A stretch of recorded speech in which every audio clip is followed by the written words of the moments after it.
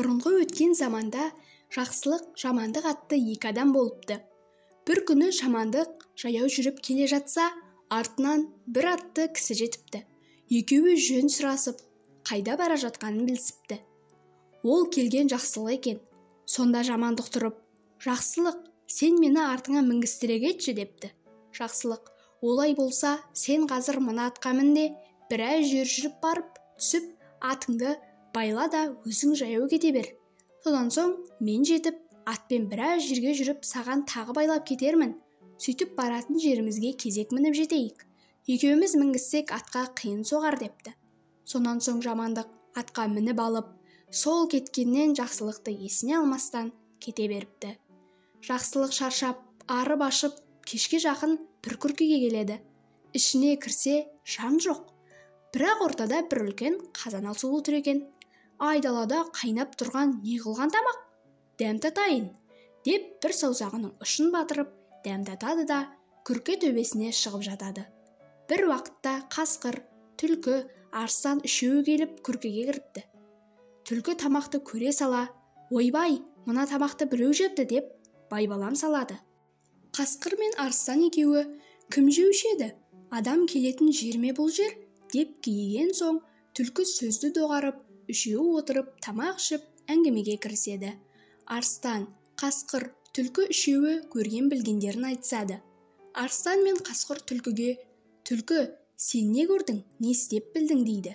Сонда түлкі тұрып, «Мен бір жерден бір алтын көрдім. Пәлен деген байдың қыстауының қасындағы, жаман қыстаудың ортасында, бір сүйем жердің астында жатқан бір құмыра алтынды күнде қарауылдап қарап келемін» дейді. Сонда қасқыр тұрып, «Мен күнде пәлен деген байдың қойының арасында үлкен ала тоқында қарауылдап келемін. Себебі ол байдың ауырып жатқан бойжеткен қызы бар.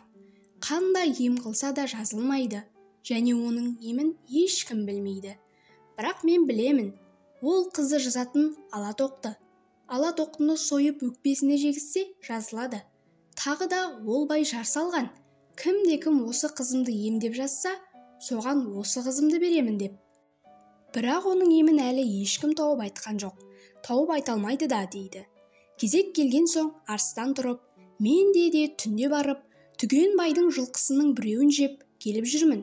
Ол бай мені еш уақытта ұстай алмайды, және маған оның ешбір жылқысы қуып жете алмайды. Жететін бір-ақ тай бар.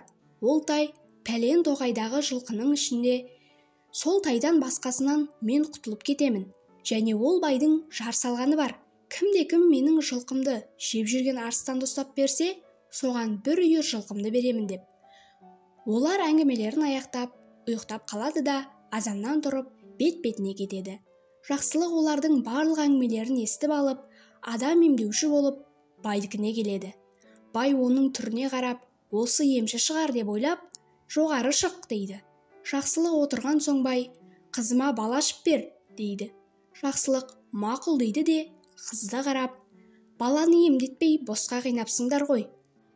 Әкел анау үлкен ала тоқтыны. Мұның ауруы соның өкпесінде» дейді. Бай дереу қойшыларды жіберіп, тоқтыны алдыртады. Жақсылық қызға тоқтының өкпесін жегізіп емдейді. Жазылған соң қызды өзі алады. Бұдан кейін жақсылық бағанағы жаман қыстауға келеді. Қораның ортасына бір сүйемдей қасса, бір құмыра алтын шығады. Оны алып арыстанның айтқан жеріне барады. Барса, бай бір арыстанды ұстай алмай жүр екен. Мұны білген соң жақсылық байға, «Мен сол арыстанды ұстап берсем, сен маған не бересің?» дейді. Бай, «Егер ұстап берсең, саған бір үйір жылқы беремін» дейді. Жақсылық «Жарар» деп тоғайдағы жылқылардың ішінен ала тайды ұстап алып, арыстанды күтіп тұрады. Арыстан келіп жылқыны алып қаша бергенде, жақсылық әлгі ала таймен қуып жетіп, арыстанды ұрып жығып, байдың бір үйір жылқысын алып, келген жолына түседі. Неше ай, неше жылдар өткенде, бір күні бұған жамандық келіпті. Жақсылық жамандыққа қараса, үсті басында түк жоқ, қайыршы, дуана секілді екен. Ол жақсылықты көріп, «Жақсылық жан, мен саған жамандық қыламын деп, мұндай күйге ұшырадым. Енді сен мені адам қыл. Сен бұл мал-мүліктерді қай жақтан таптың?» дейді. Сонда жақсылық, «Не де болса адамзатсың ғой. Сен жамандық істегенмен, мен саған жақсылық істейін» деп, өзінің бастан кешкен оқиғасын айтыпты. Сонан соң тұрып, пәлен төбеде бір үй бар, сен қазір соған жет. Оның ішінде асулы бір қазан ет бар, бірақ оның ішіндегі еттен тек бір саусағыңды батырып, дәмін көр де үйдің төбесіне шығып жат. Сонда түлкі, қасқыр, арыстан келеді. Сен олардың әңгімесін тыңдай бер. Олар кеткеннен кейін естіген сөздеріңді істесең, сен осындай боласың дейді. Жамандық жарайды дейді де баяғы күркеге барып кіреді. Жақсылық айтқандай қазан толы ет асулы тұр екен. Қызығып кетіп шыдай алмай, мына бір жілігін жейінші деп, еттен жеп, сорпасынан да 5-6 рет ұрттап алыпты.